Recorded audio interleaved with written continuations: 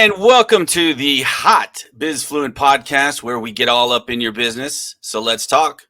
Today's guests are brought to you today by Crush City Realty Group, your premier Houston real estate experts, and luxury real estate agent Alyssa Emmons, where everything she touches turns to sold.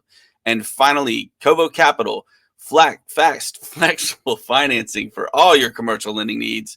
This podcast is for informational purposes only. The views expressed in this podcast may not be those of the Bizfluent Podcast or management.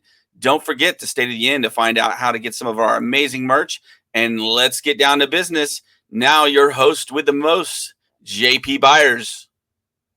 Hey, everybody. And that right there is exactly why we just got finished recording that hook. So that from now on, we don't have those issues. So I love my issues, man. Right, dude. Who doesn't love their issues? So today we are winging it. It kind of happened that our guest, it requires, we can't even bring him up right now. He requires permission to come on the show, and we thought for sure that he'd have that permission by the end of the day yesterday. Wait, did he just show up?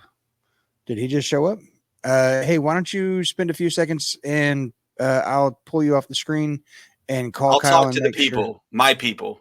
Yeah, why don't you? I'm going to pull you off the screen and you call Kyle real quick and see what he says, because he just showed up. He's here, so I'll pull you off. So anyhow, so here we are. Things are fluid. Sometimes things happen that in a very timely manner, and other times they just don't. Sometimes we've got to figure things out at the last second. And so here we are right in the middle of recording, 5 minutes in, and our guest that we weren't sure was going to actually show up just showed up and popped in. And so maybe he just got his permission that he was looking for. So this is how we roll. I mean, sometimes it just is what it is. But anyhow, so today we're going to be talking with a financial advisor if it is okay for him. And we've got proof that he's actually got his permission, because financial advisors are incredibly important when it comes to making sure that you know and understand your financial responsibilities in the future, what it is that you want, what are your goals, as well as how to protect those financial obligations that you set for yourself and for your family. So it looks like everything's coming back. Here comes. All right. So what's the verdict? Are we ready to rock? We are. I didn't think he was getting on in time, but he is ready and waiting. So let's bring him on. So, all right, everybody. So here we go. It is Kyle Hilsberg. Kyle Hilsberg, welcome to the show, man. Thanks, guys. And actually, yeah, I'm usually one to be very anxious about not being anywhere on time. So here I am. Yeah, I think when you came to our office, I think you were something like 25 or 30 minutes late. I mean, early. I'm sorry. I meant early. You made note of that, right? Yeah, right. But no, I mean, there were a few things I actually I would love to blame it on some compliance deal or anything. But the truth of the matter, I was wrapping up a 1 o'clock meeting I had, and then jumped on and hit the link to go to your Google meeting, and sat there for 3 minutes running around. Josh wasn't letting me in. I mean, and then it redirected me here. So I would have been early today as well. No, I mean, you mentioned, compliance, and I'll be up front. Regulations in our industry is unbelievably tight as far as what you can and can't do places, what you can and can't say places, and rightfully so. I mean, there's so many places where people just aren't, treated well. The fiduciary standard is so misunderstood, and if you're not cautious, people could take what you say or get taken advantage of. So actually, I'm probably one of the few people who's in favor of all the regulations and compliance. On the same hand, I do want to make it really clear that anything I say today is not a recommendation or advice. It's simply here to serve as an educational resource. And then, maybe I have something worthwhile to say and it can add value to something. Amen. So we didn't invite you on the show to add value, Kyle. Hey, none of that answered your question. So who I am, my name is Kyle Hilsberg. I have been in the financial service industry for roughly 9 years. Josh put my phone number up there. I'm pretty sure most of Texas has had that number been passed around at this point because it hasn't changed in forever. Actually, Josh, you can hold off on the company email. I don't want to put that out there, but well, we can put my email address there if you want, just not the rest of the company information. But no, I've been doing this for roughly 9 years, 8 years directly in financial planning, 6 years with my practice, which is where I think the real value has come, because we've really got to dig in and work with people a variety of places. I just got off talking to somebody who's heavy into real estate and own more property than I ever thought I would. And how does that fit into their financial plan? We work with business owners. We work with creating 401ks and other types of plans for their employees. The idea is that you should be an expert in all things in this matter. I myself am a certified financial planner that's supposed to designate that I am an expert in the industry, from everything from insurance to financial planning to Social Security to investment and portfolio management to taxes to estate planning. And while that's great in theory, if you don't put into practice, you don't really have the experience necessary to tell people about it. I also don't want to sound like just a commercial that tells you about my titles and designations and who I am and why that matters. So at the end of the day, I think you were actually hitting on this better than I was, which is, why are we talking about this? And it should answer how to fit your goals in with what you're doing. And if not, how to adjust one or the other. So the question that I think a lot of people have is this, and it's in a position where honestly, just to be 100% honest, and I think you and I have already had this conversation when you dropped by the KW commercial office earlier this year. It's people almost always say, well, I don't think I'm at that point in my life. I'm not quite ready to spend money. But it doesn't change the fact that the importance of making sure that you have the right amount of insurance to make sure that you, even if you don't have the capability right this second, where do you need to go? What's the direction you should be taking? Right. And a lot like we talk about commercial lenders or lenders of any kind. I don't care if you want to buy a house. I don't care if you want to buy a car. I don't care if you want to go buy a building.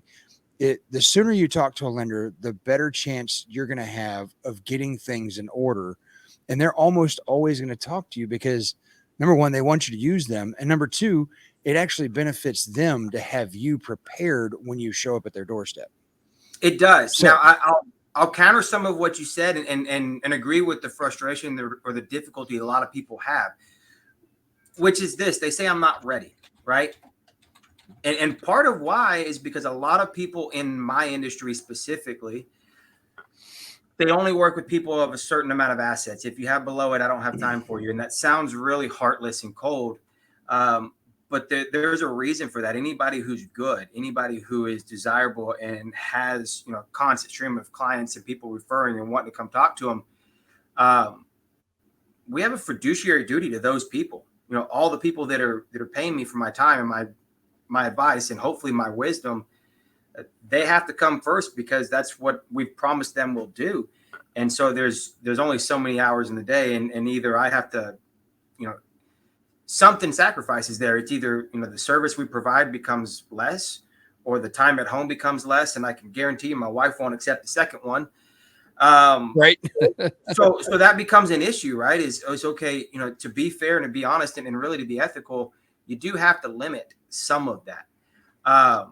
But at the same time, even taking it from that perspective, and you're not wrong. And anybody that should be listening to this podcast, specifically this podcast, is every single person that I've ever met in my life. Exactly. And the thing is that it's not about whether or not the person you're dealing with handles only $5 million plus accounts or $10 million plus accounts or $500,000 plus accounts. The thing is talking to that guy and saying, hey, I have these aspirations or these goals and I don't have any money, or I do have money, or whatever it is, he can at least get you pointed in the right direction. He's like, hey, look, so I don't have, this is not my realm. I handle people who are already established, but this guy over here definitely handles people that are brand new, and he's going to be able to help you better than I can. Because just like in the commercial sector, I don't do residential real estate, and I don't do residential real estate because frankly, I don't know enough about it anymore. I don't care to know enough about it anymore. It's just not my forte. But if you want to go buy some commercial buildings anywhere here in the Houston area, I'm there for it. Right.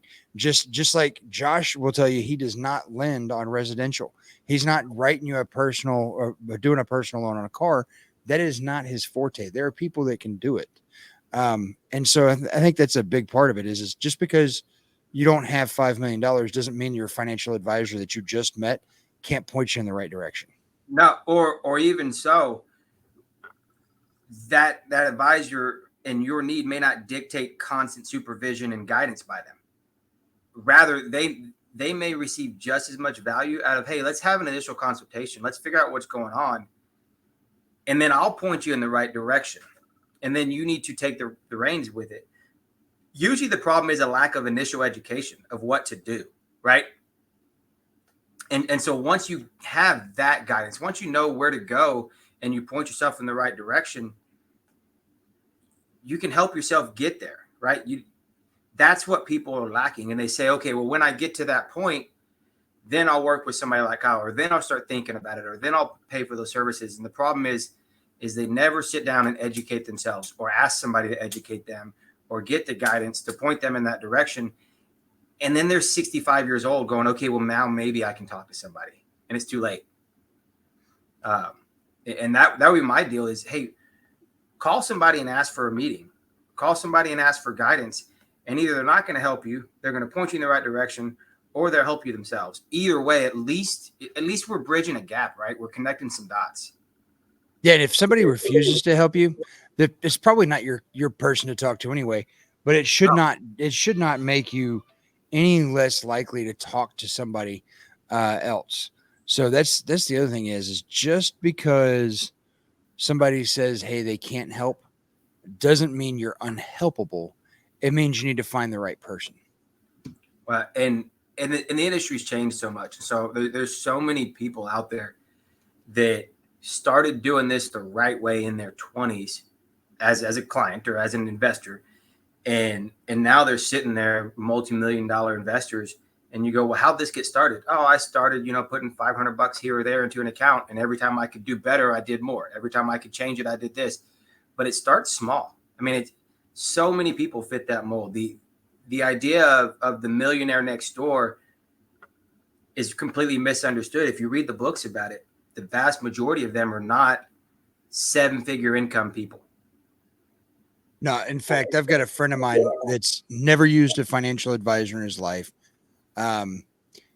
He talked to one friend that was a great investor, and his friend literally said, here's the deal.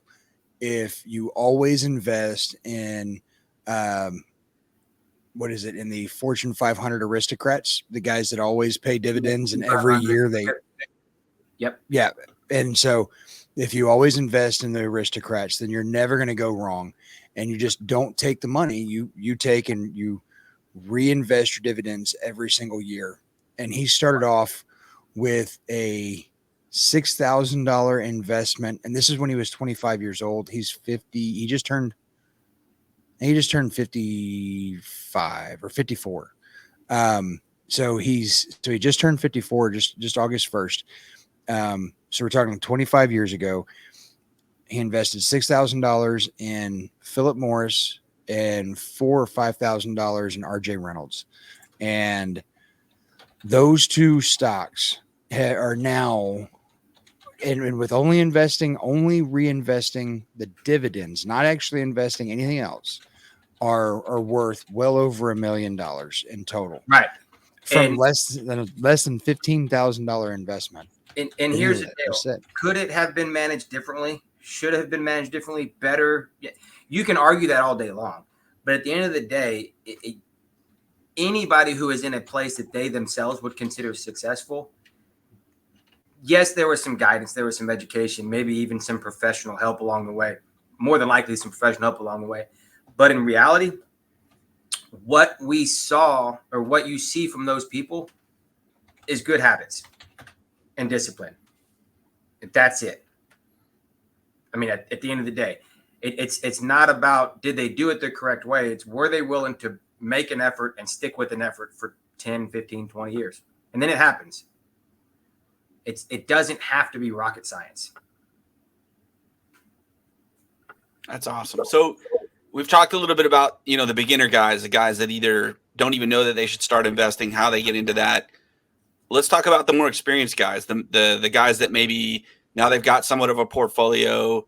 What is going to separate you? What is the value you're going to bring to those guys? How are you going to help them in their journey of investing and saving that money? So what other products and tools can you use? There's a couple things. The first thing you want to do is what we were talking about right at the beginning of this, was looking at, actual financial planning. I'm all for chasing a net worth number, but there should be a purpose driven behind it, right? Am I just chasing to have more money in my bank to make me feel better than my neighbor, or am I running after a goal? Is my balance sheet going to cover retiring when I want? If I die early, taking care of my spouse, my kids, all those things, paying for college, paying for a daughter's wedding, paying for this, paying for that. Those are the things that I want to write down, what they're going to be, when they're going to happen, how much they're going to cost, and how is it going to get covered, and what do I need to do in the meantime to get there? Do I need to save this amount per month? Do I need to invest it this way? Then you get into the weeds, which I think is more of what you're asking, Josh. What type of assets meet that goal? I'm going to tell you a diversified group of assets, which is a non-answer. I know. It can be owning a business. It could be owning real estate. It could be owning commercial property. It could be having a balanced portfolio of stocks and bonds. It really should be a blend of all of those and what makes sense for that person. Still haven't answered your question. I know. Okay, let's look at their specific scenario. Do they own a business? Are they self-employed? Are they an executive at a company that has options? You need to be able to understand and look at everything that fits that person's situation. So that's actually, and I don't mean to interrupt you. But I think that's one of the things that's funny is you've said it a number of times when we talk about, when you've said, hey, I know I still haven't answered your question. One thing that I want to make sure that our viewers and get words that come out of my mouth. No, it's actually incredibly complicated, and every single person is different. And the thing is the only way to truly be able to tell somebody what they do or don't need is to build trust enough that they will actually, and to know that. Yeah. And that's really just it. It's the exact same thing that we go through in our side of the business. Is I've got a client that literally told me, I need X, Y, and Z. But then once I actually sat them down and had a conversation, I'm like, right? you need ABC. You have no clue what you're talking about. You need this. And my fiduciary duty to them is actually far more substantial than just selling them X, Y, and Z. And you're not selling a box that says, okay, here's a package of crap. You just buy that stuff. Okay, have a nice day. Bye. No. And collecting a paycheck. You're building a relationship with these people. Do they have kids? Do they have grandkids? What do they want to do? Do they want to have a legacy? Do they want to spend? One of my best friends is always saying, screw that. I want the last check I write to bounce. Right. You hear that all the time. Great. Let's find a way how. But hey, by the way, just in case you don't die that soon, let's tweak these numbers a little bit. Amen. But with that being said, that's why I kind of mentioned business owners a little bit. But it could be anybody who's self-employed, who has some other kind of income, or who has a unique scenario of any kind. You need to talk to an estate attorney. We should be included in that conversation, or I should be, or you should. That should be part of your investment plan, because estate planning, how your assets are owned, who owns them, how they're shared, and tax planning are equally as important than how your assets are divided among different classes. Do I have the right amount of stocks and bonds? Are great, but if I'm missing out on 10% of tax savings every year, is it worth it is that, which one's more important? And the answer is, well, they're both important. And why can't you put it in the right account to make sure that you're getting today's tax benefit or retirement tax benefits, and in the meantime, still having it invested correctly? It all matters, and you need to be able to think of it all. And while it can be incredibly complicated, well, once you know who you're talking to, then it's easy. And I'm a metaphor kind of guy, so forgive me. But if I'm talking to an athlete who is, 6'2", 240, strong, muscular, I don't know what to prepare him for until I say, hey, well, what sport are we playing? Are we looking at trying to be ready to play third base? Or you're a linebacker, right? Okay, well, then the drills you're doing, the things you should prepare for are different. What do you do for a living? What do you do? How old are you? Do you have kids? Do you care about them? That sounds awful, but sometimes it's true. What's more important to you? Do you have kids and do you care about them? Well, it's true. It's a true question, though. That is a true question. That is a true question. Absolutely. What do you think, Kyle? Do you love your kids? Oh, he's too slow. Too slow. This is why I'm supposed to be on a delay. But let's go deep. You know, this is a great thread of this conversation because we can even roll in current events to this. But let's go even deeper. And this affects all three of us. You know, as a commercial lender, as a financial advisor, as a broker, emotions and risk. Those are the things that you have to get to know them personally in order to be able to calculate, to a degree, the risk and whatnot. We just had a nice little downturn in the economy. We hit a little up tick again. I think even JP, you and me were talking about this for some other reason prior. But speak on, you know, that customer mentality that you have to basically build in to that customer when you have those emotional instances in the economy and other things. Honestly, I think that is more valuable than the other stuff we've said so far. It's great to be an expert, but Jesus, if you have CFP next to your name, you took an 8.5-hour test or 7.5-hour test that proved that you're an expert. I'm telling you, that thing was so miserable. If you pass it, you know this material well enough. But then what? Because if you can't help somebody make the right decisions, what good is it to know the right stuff? And that's where this comes in. And you know, recently, yesterday I hosted a webinar on this. So it's really convenient that you talked about this. My whole section on that was on general investment principles and not allowing your emotions or the news or the headlines or all the white noise to throw you off track, right? Which sounds like, oh, well, that's easy. Just ignore it, keep moving on, don't let it bother you. That's real easy until it's your money, right? And until it's scary, until it's your future, until it's your kids. It's easy for me to sit and tell somebody to relax. It's not a big deal. But it is a big deal to them. And so you have to know somebody. You have to know them well enough. I have some clients that I have to kind of be stern and tell them, no, you're overreacting. You're being ridiculous. And I have to know them. Before this, I was a teacher and a baseball and football coach. And it's the same thing when you're coaching kids, right? That's why I brought that up. Okay, some people react differently to different things.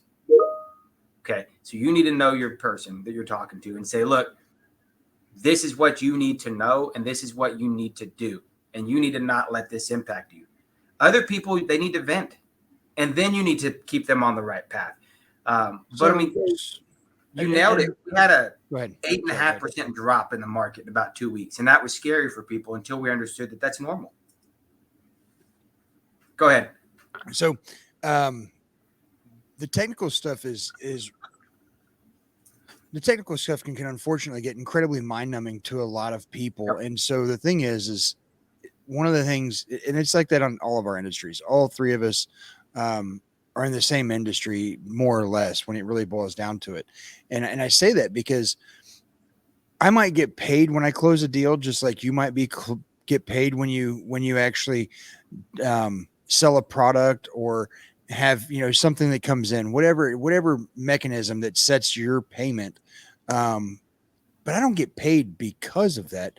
I get paid because of the relationships that I have with my clients and what it is that I do for them and maintain those relationships. And so instead of us trying to ask a bunch of questions about that, in your experience, do you have anything, especially something fairly recent with that 8% dip, where you had somebody that called and they were either overreacting or maybe they were underreacting, and you can say, hey, this is how I advise my people. This is how I treat them. Yes, but instead I'm going to use COVID as an example. And here's why, because it's a more great example of the same thing, right? Yep. The market dropped 33.5% in 6 weeks. When I say people were nervous, they were and rightfully so.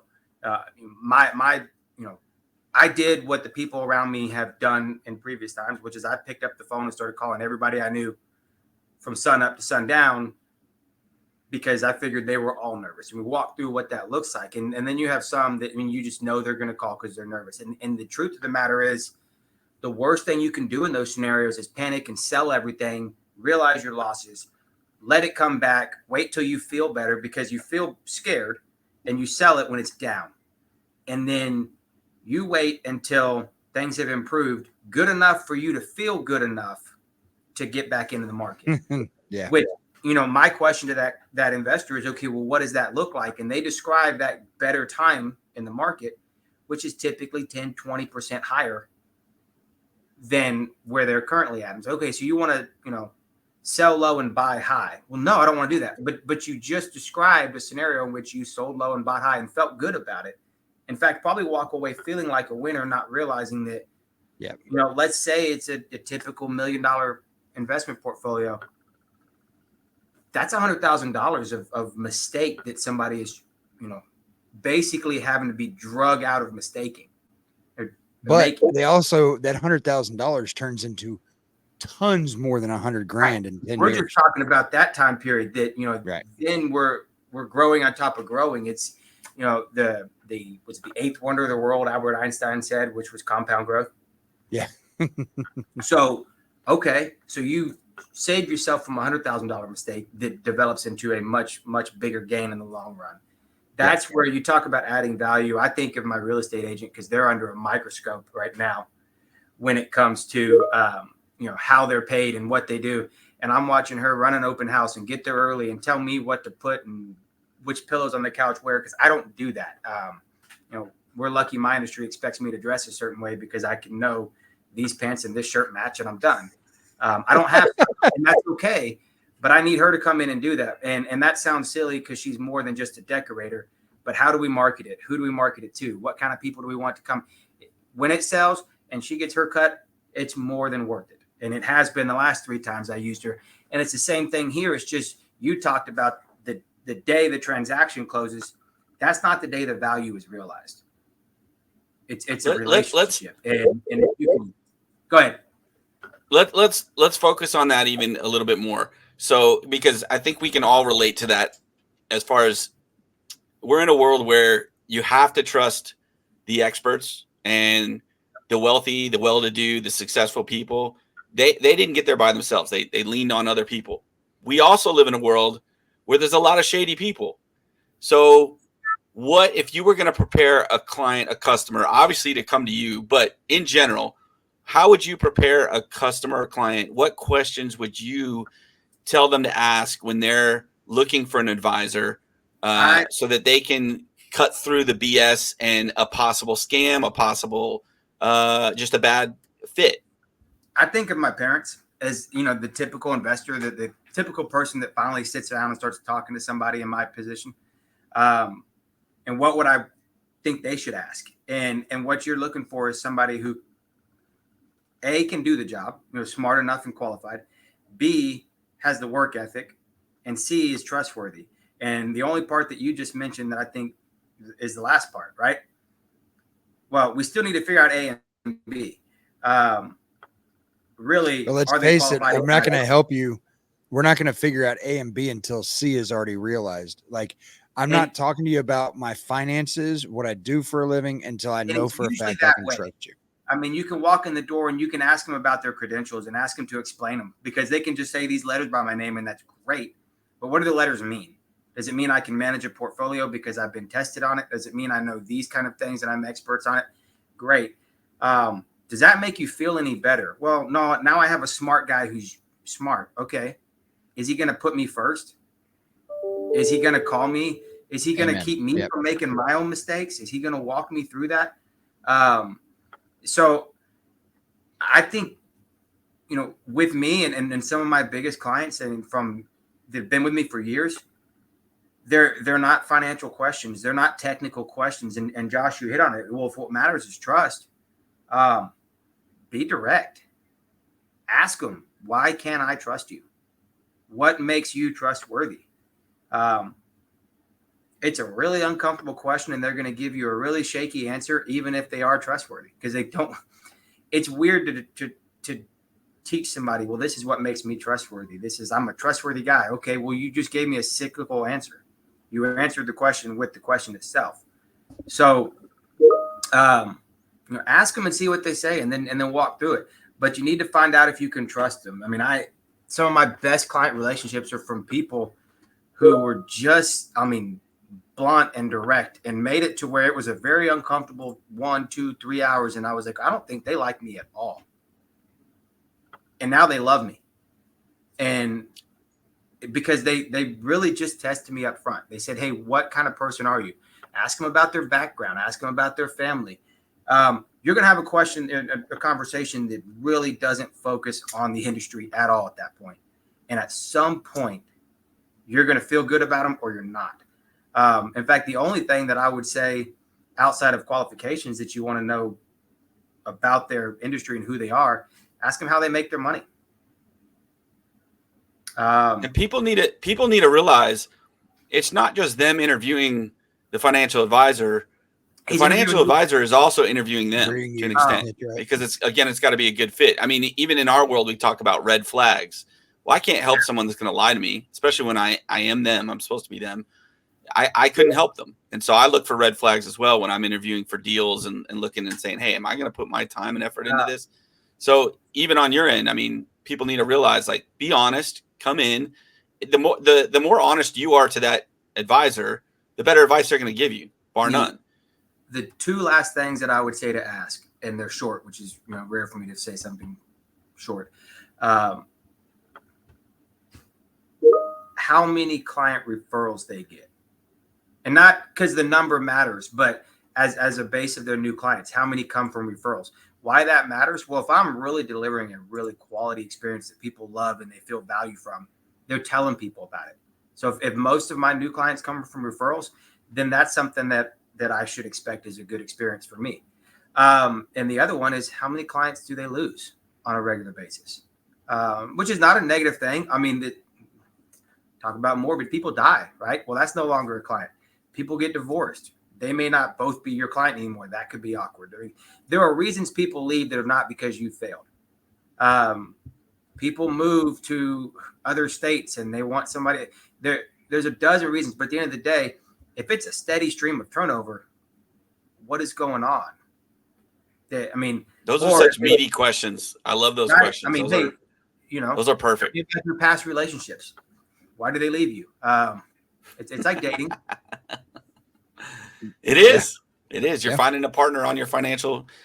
Any one of the three here. I mean, it is. It's trying to find. I mean, I talk to my guys all the time, my sales team, and I say, hey, here's the bottom line. You're going to try to fit to everybody, but there's going to be opportunities where, you just don't jive with that client, that customer.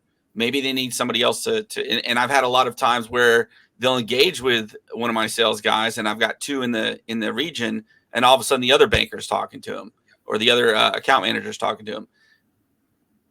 It's to everybody's benefit if you let that one go, just because you want to have the best relationship with that person. And even I don't meld with everybody. I know it's hard to believe. JP probably melds with everybody. I meld with most people. I don't meld very well with New York Yankees fans. That's the one caveat. I was telling Josh earlier before you got on, or the Rangers. I told him, I was like, dude, I went to a client meeting today, and the client looked at me, and I told him, in the future, I don't want to talk about the city, but here in January, I'm going to be running for city council in my local city. And he was like, dude, you have to wear something besides Astros gear if you're going to run for city council. I was like, bro, if I didn't wear Houston Astros gear, you would have had a heart attack in here today. It is who I am. And I don't mind wearing it, literally wearing who I am. And if that means you don't do business with me, then that's okay. I'm actually okay with that. This is part of my interview process. Either you like it or you don't like it. I'm okay with that. And that's what, I mentioned that the guy that grilled me so hard, one of the things that mattered to him was, my age, my family situation, that kind of stuff. Because, fortunately or unfortunately, I've got 2 young ones and now another one on the way. And so my finances will be. Wow. Congratulations. Why that? I still can't believe she wouldn't take that birthing chair. Ugh. I thought for sure. So, you think about that. I'm going to be around for a while. I'm going to have to be around for a while. I got college and weddings to pay for myself. And so it's not like he's going to hire somebody that in 10 years later, he's going to have to find somebody else.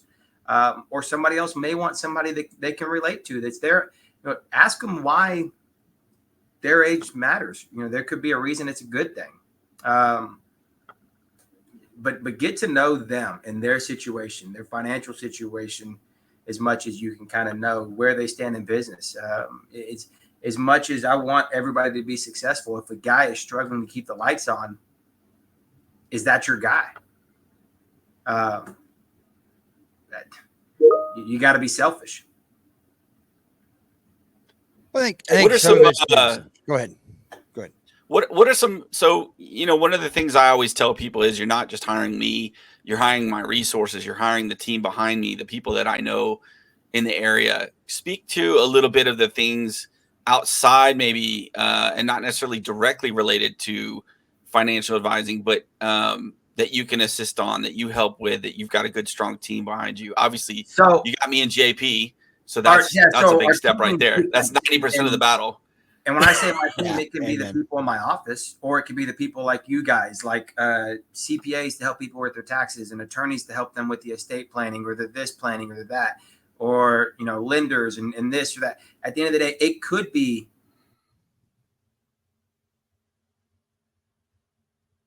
It could be that he what a convenient place! What a convenient place to lock up. Look at those eyebrows, dude. His eyebrows and everything are all like. This needs to be one of our short videos, dude. It's a cliffhanger. I love it. What's funny, as soon as you said, I can't believe your wife didn't take that birthing chair, I'm like, I didn't realize that Kyle lived over there near you. So I didn't have any idea that he lived right down the street. And I met his wife and didn't even realize it. That's crazy.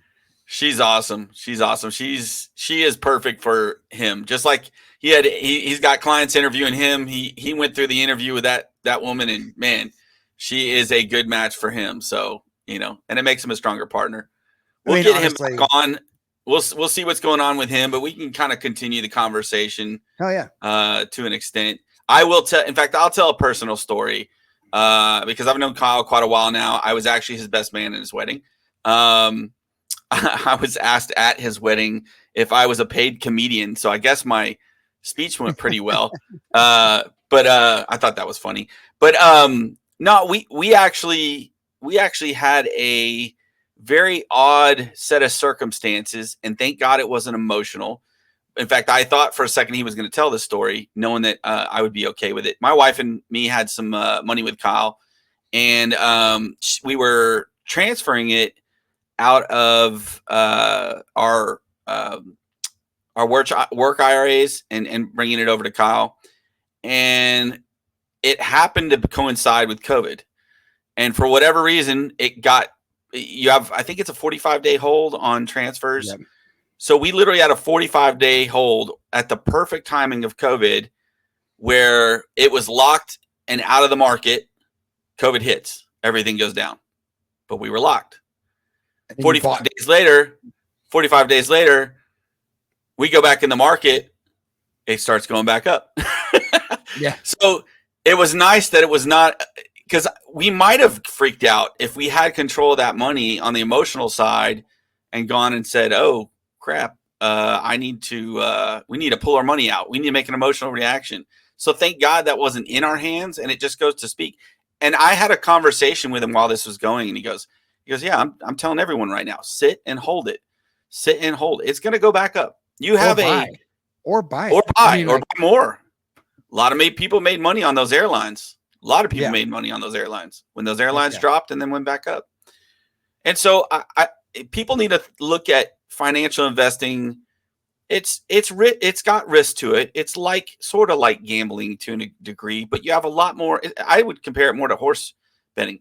You have a lot of track record to look at, a lot of financial data to look at over a couple hundred years now, I guess. How long has the stock market been? I'm kind of curious how long the stock market has been around. 1915, 1920, something like that. Okay.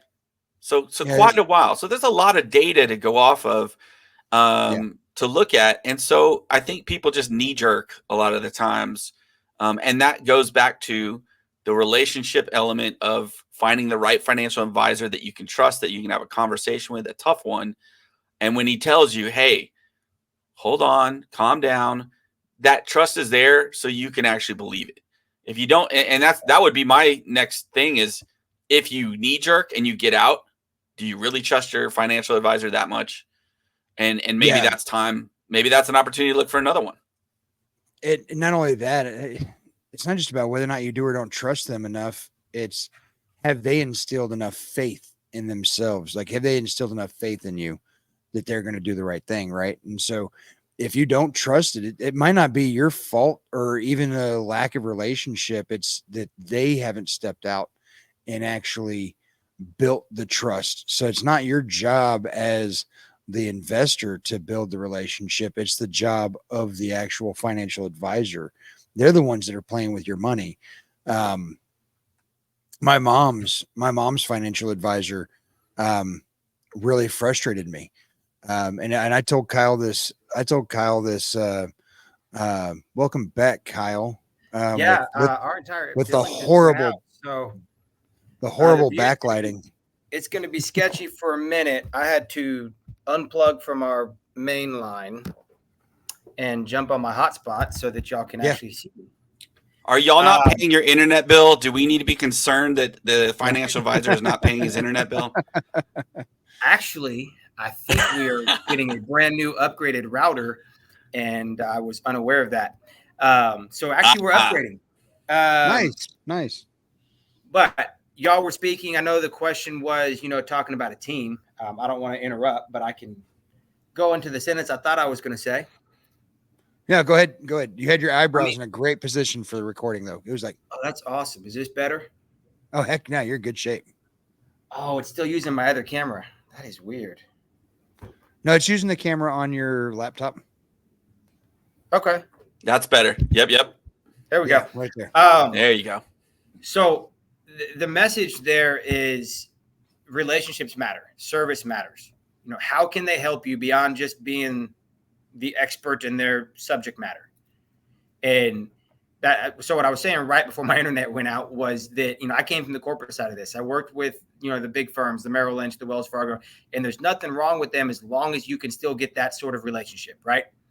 I don't care where you're at. It's more about who you are and who you work with. It should feel personable. As we see the dog there. We have an extra guest on. Yeah, but also I'm going out of town on Sunday, and so they've been watching us pack. So they're very needy right now. They know. They do. It should feel that way, and it should be high quality, like concierge level service, which isn't that complicated. It used to be that's what you got everywhere, right? 30, 40 years ago before I was here, everybody, when you called them, they called you back. When you had a question, they did their best to answer it, or they found another person to help. Nowadays, it's not the case.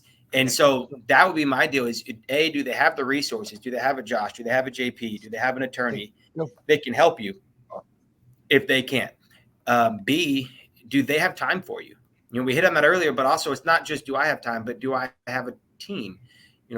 Oftentimes, I'm busy talking to you guys. If I have a client come in the lobby, I guarantee you there is somebody here that I work with that can find out what they need, can address it, can walk them through it, can coach them through it, and can help them out and get it taken care of, or at least can get through that process until I'm available. So we've had some great points on this, and I want to make sure we don't miss this because this is kind of the elephant in the room that everybody's talking about now. Can you speak to kind of a two-part question here? One, what would be your answer to all these? Because there's, you got a younger crowd. We're unfortunately the older crowd now. I don't like to admit it, but we are. So you've got AI. AI is becoming a huge part of both of everything, really.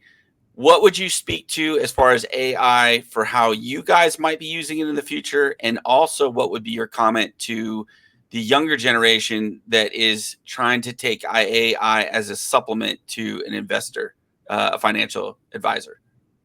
Good. They should. You said supplement, right? Yep. If it's as a replacement, I would caution them. If it's as a supplement, absolutely. It's a tool and it's a great one. That'd be like saying don't use the internet 30 years ago. It is cutting edge technology, and we don't even know just how useful it will be is the answer to that question. Like any machine, it's only as good as what you are asking it to do for you, right? It is a tool for a job. So part of the question is, okay, can I use this tool the right way to solve my problems? If so, if not, how do I tweak it, or how do I use it, or what can I use it for, or why is it here? For a lot of people that are in the early stages of investing, it's a great tool to have a lower cost way of what we can't do for them, or what we are too expensive, or what they don't have time for, all those other needs. It's a great tool for young people. Absolutely. Get some advice, get some guidance, and then use what's available to you. So you said, and I got a question for you. So you said something that really kind of hit me up, and I don't think Josh doesn't get this very often because of just how things work in his industry and how he actually gets paid. But man, as a real estate agent, I get all the time when people say, "Yeah, I don't think you're worth it," and then you feel like I have to explain my value, what it is that I bring to the table. And so when somebody says, "Kyle, bro, you're just too expensive," how do you explain your value? Well, yeah, but how do you explain that value? Like, what are you going to do for them that's going to show, hey, look, I charge X, Y, Z. I charge X, but it's because you're going to make this much more, right, or you're this much safer. The first is to actually sit down and walk through. I charge X, Y, Z, or my cost, or the cost of doing this is X, Y, Z. And as a grand percentage of what you're talking about, is it worth it or is it not?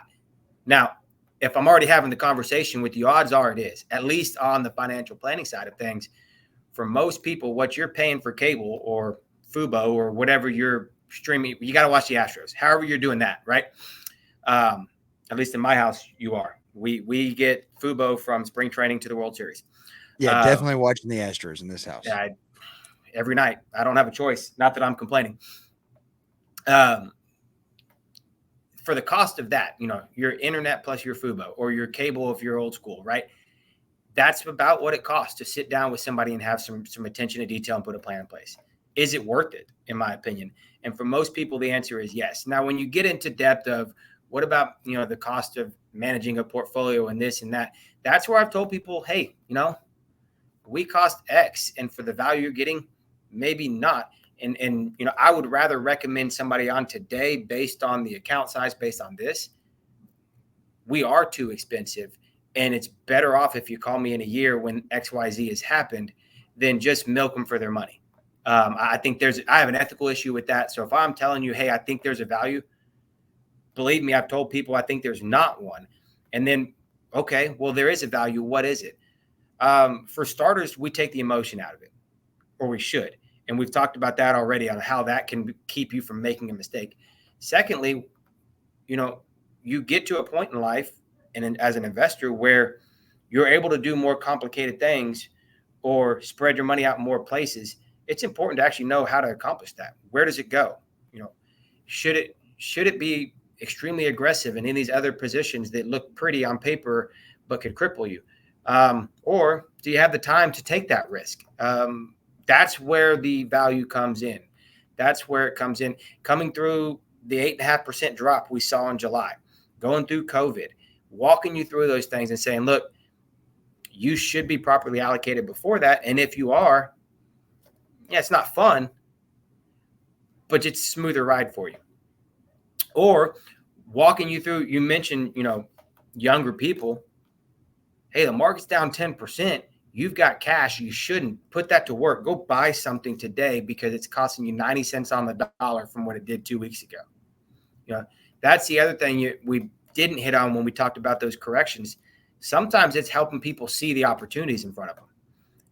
And there's value there as well. Great advice. So we're getting close to the end here. So I'm gonna leave it for the ultimate bit of wisdom here. give us, if you, and we'll do it the stages just like we did. Let's have one bit of advice that you would give to somebody, whether it's something you've already talked about and you just recap it real quick. But what kind of advice would you give the new investor, the semi-experienced investor, and then let's even go as far as somebody who is, the expert in investing, almost up to the same as you. But what bit of advice could you say to them? Well, the first is to understand we're not day traders, right? And I don't mean we as in me. I'm not. But I mean the investor should understand they are meant to be an investor. It's a long-term thing. And that the opportunity in front of you, especially for the newer, younger people, is great because time is on your side. Once you start to get a little experience, time's still on your side for most people. How much time and what the goal is starts to really matter. You get into your 30s, your 40s, you need to start taking it seriously. You need to have a plan in place. It can't just be the app on my phone I play around with and check numbers on. It has to actually point towards a goal. And then as you get later on, you should have been doing it sooner, but where does your estate plan fit into this? What is your next, what are you going to do for the next generation? Yeah. Or maybe you don't want to. All of those little things matter, right? And so they need to be aligned. But the later in life you get, the more honest you have to be with yourself of, okay, I've got my plan in place. Yeah. What is next?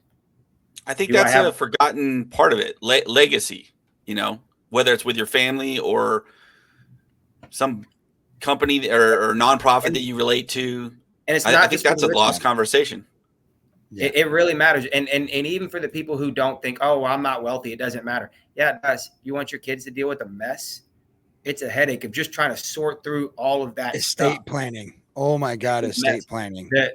It takes 10% of the time and effort on the front end if you do it, than it will for your heirs on the back end. Well, and estate planning is even more than just that. It's not just the whole planning side of it, as much as that sucks. At the end of the day, man, my grandfather just passed away a couple months ago, and watching his 4 remaining kids argue over how much money they were going to spend. Why is it going to cost this much money? What is it that he wants to do? Why is, just like all the questions, because he didn't have it planned out. And if he didn't even, there's nothing done. And it's not like, it's not like you can go back and ask them. No. Passwords, computers you can't log into, accounts you didn't know about, all that stuff. Captain Craig, I think you've met JP at least at one time, but his dad just passed, and man, what a mess him and his sister are going through because they don't know where half the stuff is. And we talk about it for old people, but if we're being honest with ourselves, if you have people that rely on you, you are at that stage of life. If you've got a spouse, if you've got kids, it starts to matter. I'm overly dramatic. So, I went through a surgery last year that was, maybe it was major, maybe it wasn't. It doesn't matter. Once you put a knife to my skin, I'm panicking. And so, but it did have us thinking about, well, what if something happens to me? If it's a car wreck, who cares how it happens? If something happens to me, did I have enough life insurance for her to take care of the kids? Right. Do I have long-term care to cover me if I'm out of work? I was fortunate that I had a boss who just said, hey, I got you. That doesn't happen in today's world. Bosses don't just say, look, man, I'm here for you as much as you want them to. So are you taken care of if you're missing work?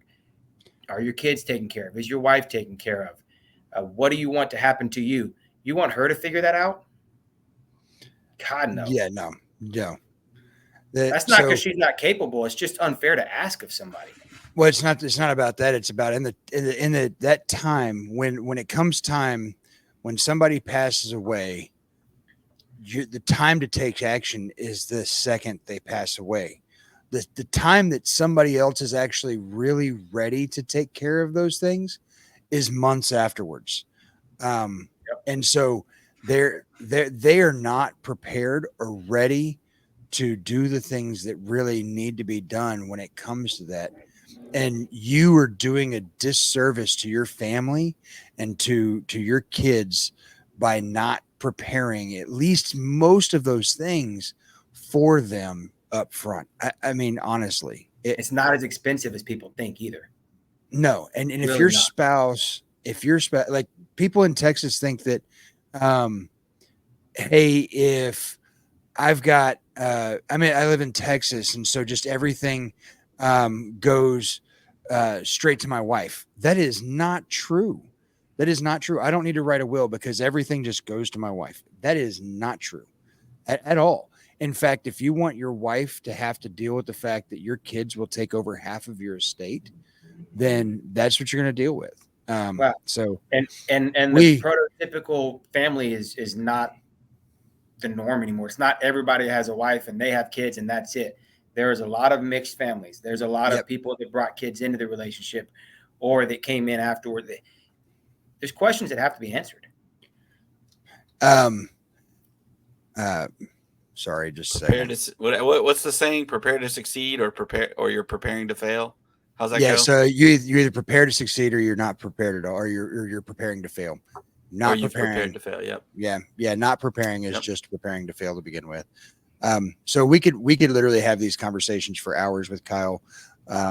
We're pretty much coming to an end. So Kyle, one thing we always ask every single one of our guests is, you got 15 seconds to tell me who you are. Give me the elevator pitch. I am a family man who thinks he could have been a blue collar man and found himself in an office. I like the idea of working hard. I still act that way. I just am a nerd about how I do it.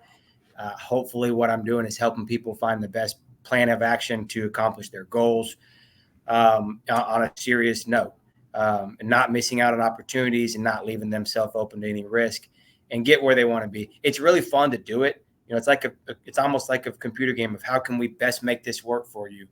And it's fun and enjoyable to me.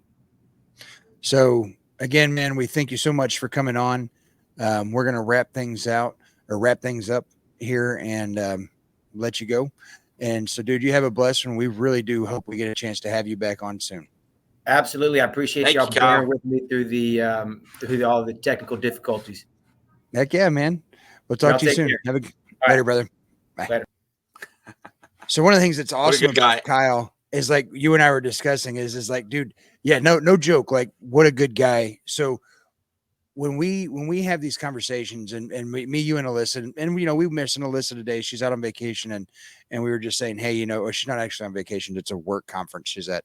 When we talk about us all being close, Kyle is another one of those guys. He's not a guy that we just know.